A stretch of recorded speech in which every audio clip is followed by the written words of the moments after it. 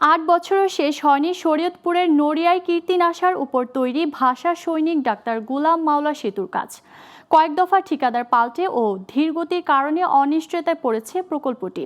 এতে নড়িয়া সখীপুরের সঙ্গে ঢাকা সড়ক যোগাযোগ বিচ্ছিন্ন প্রায়।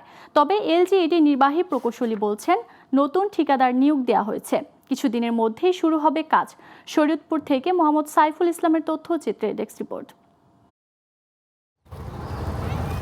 ২০১৭ সালে শরীয়তপুরের নড়িয়ায় কীর্তিনাশার উপর শুরু হওয়া এই সেতুর মাত্র ৫০% কাজ শেষ হয়েছে। এর আগে ১৯৯৭-৯৮ অর্থ বছরে পুরনো সেতুটি ঝুঁকিপূর্ণ হয়ে পড়ায় ২০১৫ সালে যান চলাচল বন্ধ করে দেয় কর্তৃপক্ষ। পরে সেটি ভেঙে ফেলা হয়। বর্তমানে খেয়া পারাপারই একমাত্র ভরসা স্থানীয়দের। প্রতিদিন ঝুঁকি নিয়ে ছোট ইঞ্জিন চালিত নৌকায় পার হচ্ছেন কয়েক লাখ মানুষ। এতে বাড়ছে দুর্ঘটনার আশঙ্কা, বাড়ছে দুর্ভোগ।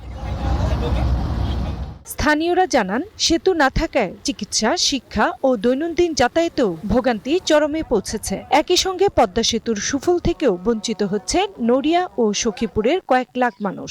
ঢাকা থেকে ছেড়ে আসা যাত্রীবাহী বাস সেতুর পশ্চিম প্রান্তে থেমে যাচ্ছে, ফলে যাত্রীদের ভেঙে ভেঙে চলাচল করতে হচ্ছে। এই নৌকা করে পার হইতে যে আমরা সময় মতো অফিসে পৌঁছাতে পারি না, এটা ট্রলার না ভরা পর্যন্ত ছাড়ে না। এখন মনে অসুস্থ মানুষ ঢালে নামতে উঠতে কষ্ট হচ্ছে, নৌকা যাইতে কষ্ট হচ্ছে। বার্নিং পোর্শন হয়ে গেছে এটা তো ইমার্জেন্সি হয়ে গেছে যে ব্রিজটার কারণে মানুষের দুর্গতির সীমা নাই। এই ব্রিজটা হইলে আমাদের সুবিধা, যাত্রীর সুবিধা, যাত্রীরা সরাসরি আসতে পারে, আমাদের গাড়ির ভিতরে যায়। 2 দফায় ঠিকাদার বদলানো হয়েছে, এখন নিয়োগ দেওয়া হয়েছে নতুন ঠিকাদার। কিছু দিনের মধ্যেই কাজ শুরু করা হবে, জানান এই কর্মকর্তা। রাজনৈতিক পট পরিবর্তনের পরে এবং ঠিকাদারও অদক্ষতার কারণে কাজটা সে করতে পারে নাই, বিধায় আমরা ক্যান্সেল করে নতুন করে দরখাস্ত আহ্বান করি। বর্তমানে মূল্যায়ন করে আমরা সদতে পাঠিয়েছি। আশা করি আগামী সপ্তাহ নাগাদ সেটা অনুমোদন হয়ে যাবে।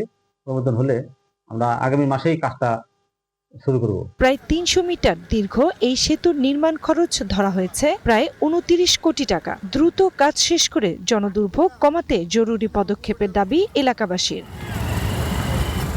Global television news desk.